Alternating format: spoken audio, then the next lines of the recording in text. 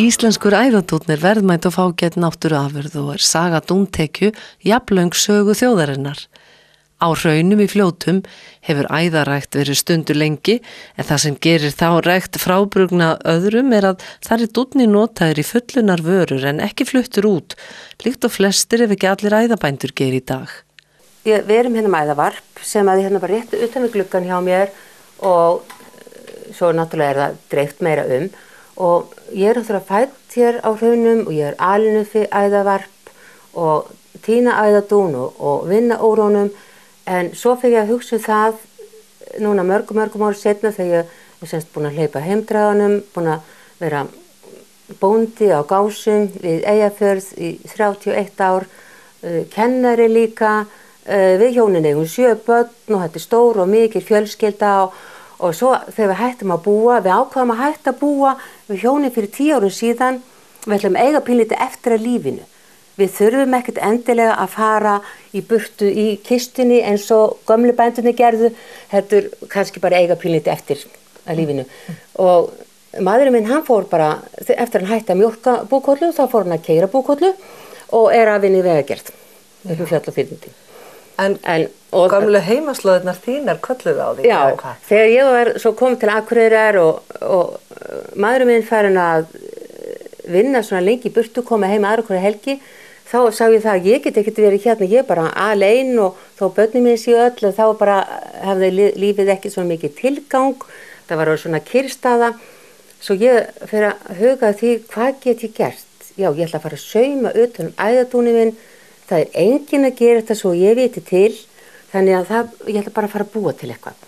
Og ég fer svona smá að fikra mig áfram, ákveð það að setja dúninn í einhvern poka, ég verð að geta tekið utan af flíkinni, ég verð að geta þvegið, eins og gömul húsmaður sem það þarf að vetta þvo flíkina, taka dúninn úr og þvona og þetta leiðir svona eitt af öðru, þannig að ég hérna 5. sumari hérna með hrauna æðadún hér og í þessari vinnu og hef þess að opna vinnustofu hérna í 2-3 mánuði, ég opnaði nú 20. júní og ég er með opið alla daga frá 13 til 18 og hingað koma svona cirka 300 manns á mánuði sem mér finnst alveg ofsalega flott svona þegar ein manneski að vinna. Mér finnst agalega gaman að komi bara fáir í einu og ég hefi tíma til að spjalla við fólk og gefa því kaffi og kandís og sýna umhverfið, tala umhverfið hérna í kring. Það er svo fallegt hérna. Þetta með sögu og það margt hérna úti sem getur sagt fólki frá. Og líka frá þessu húsi hérna og allt það. Þetta yndislegt að vera hérna. Það bara akkurat 100 kilometrar frá Akureyri og hingað. Og það nástu þau alveg sama hvort að það færi göngin eða hvort að lágheiði keyrð. Já. Þannig að það skiptir ekki öllu máli. Þetta koma úr tveimur áttum til því. Já, eða fara hringinn. Já, þess vegna. Já, ef þau eitthvað út að keyra og fara hringinn, það voru gaman líka. Æðadúnn eftirsótt fylling í dúnvörur vegna eiginleika sinna, mýktar, léttleika og einangrunargildis. Það náttúrulega, það svo gaman að gera þetta sko alveg frá grunni. Við náttúrulega hjálpumst að taka dúninn og hristan, við höfum óskaplega góða aðstöðu hérna. Það mikið heitu vatni og við höfum góða aðstöðu til þess að svona forhreinsa dúninn, semst að hann skráður og við hristum úr honum stæðstu þara, eggjaskurn og hey og rusl og svona. Það fer svona 1/3 af dúninum strax þar. En svo skulum við átta okkur á því að allar vélar sem notaðar til þess að hreinsa dún á Íslandi eru íslenskt hugvit. Það svo gaman. Það svo gaman að Íslendingar skyldu hafa smíðað allt saman sjálfir. Allt sem við vinnum við. Og það hentar íslenska dúnum af því að hann svo allt öðruvísi dún en annars þar í heiminum. Það ekki rétt? Æðadúnnin náttúrulega eingöngu bara á norrlenskum slóðum. Já. Það dúnn eitthvað svolítið á Grænlandi og í Færeyjum og svona Alaska, þannig nýrst. Við erum með svona 70-80% af heims framleiðslu æðadúns og þess vegna þykir mér ákaflega sárt að við, Íslendingar, við hérna æðabændur skulum ekki bara vera hreinlega með stóriðju. Bara framleiða flottar vörur á heimsmæli hvarða. Við ættum alveg að geta gert það. Hvað erum að gera við dúnin í dag? Flytjum út sem ódýrt hráefni.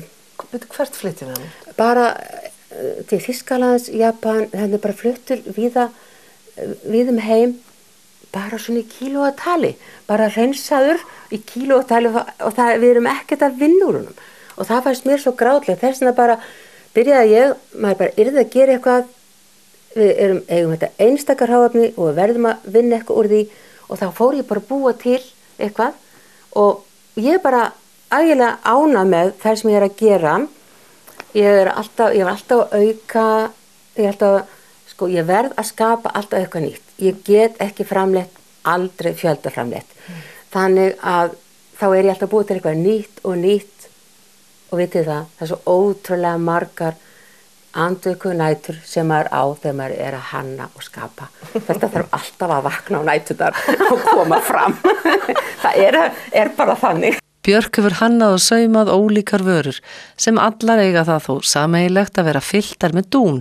Þar á meðal eru húfurnar, eyrnaskjólin, vettlingarnir, sjölin, treflar og sokkarnir að ógleymdum dúnsængum sem hún fyllir með 500 grömmum af hreinum æðadún. Þá sæng má fá fyrir 145.000 krónur, enda segir Björk að manni dugi ein slík sæng ævina. Þetta er eini dúninn í heiminum sem hangir saman, sem þú getur bara haldið bara svona. Þetta er 6 grömm. Þetta er ekkert. Nei, en af einni æðakollu, þá kemur að meðaltali 16 grömm. Þetta er ótrúlegt hvað ein æðakolla, sem ég get alveg látið þetta hverfa. Já. Bara, þetta verður ekki af neinu. Svo bara stakkar þetta og vex. Og það sem er annað líka með æðadún, að þetta er svo jákvætt. Við verjum varpið, það er hvergi æðavarp nema maðurinn sé og verja. Því að æðakollan er bara mennlaust dýr. Og það er flugvargur og það er refur og tófa og allt mögulegt sem að steðir að. Og við þurfum að hjálpa henni og verja og við fáum dúnin í staði. Já, hún gefur okkur það. Gefur okkur dúnin í staði. Vegna þess að við getum alveg tekið hennar dún því að ungarnir hennar eru farnir úr hreiðrinu leðurorðin þurrir, þá eru farnir og þeir koma aldrei aftur. Þeir fara bort að vatn út og sjó. Þannig þeir hafa ekkert með þetta að gera. En kollan, hún sem sagt, gefur af sér svona mikið, þetta er alveg ótrúlegt. Þetta er nú ekki stór fugl og mann finnst þetta alltaf jafn ótrúlegt. En hún sem sagt, hún þarf að vera vel á sér komin. Hún þarf að vera í góðu æti áður hún kemur á land og fer að verpa. Hún verpir svona, mér finnst hún verpa hérna svona 57 eggjum. Það segir mér margir að það sé kannski 3-4 egg annar staðar, en mikið er hérna 57 egg. Hún verpir 1 eggi á dag, svo liggur hún á í cirka 24 daga og hún næri sig ekkert allan tíman. Þannig hún þarf að vera svo vel að sér komið til þess að lifa þetta af. Já. En svo er það líka annað, að þessi dúnn, hann liggur bara hérna út í náttúrunni og við tökum hann. Sjáu þið fyrir ykkur einhver staðar andadún og gæsadún vörp, stór gæsavörp út heim. Hvaðan kemur gæsadútin? Liggur hann svona á jörðinni, tökum við hann og hreinsum hann og notum hann allar þessar sængur og allt sem er að búa til allan heim. Ég óttast að því miður það sem ekki þannig. Nei, ég held nefnilega að það sé ekki þannig. Þetta kemur bara af þessu yndislegum fugli. Bara ég vona að þú haldir áfram að gera þetta og þetta verði bara kannski einhvern tímann að stóriðinu okkar. Já, sko það verði óskaplega gaman ef einhver tæki nú við og þetta er stóriðju. Sko ég ætla að halda áfram meðan mér finnst gaman.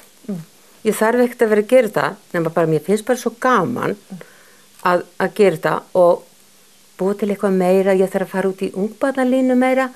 Ég hef verið svolítið með húfu og vettlinga, reynda bara svona prívat og fyrir fjölskylduna, en það er eitthvað sem þarf. Það þarf að búa til húfur og vettlinga með æðadúnu innan fyrir ungbörnum okkar. Það er falleg framtíðarsýn. Takk fyrir að taka svona vel mót. Takk fyrir.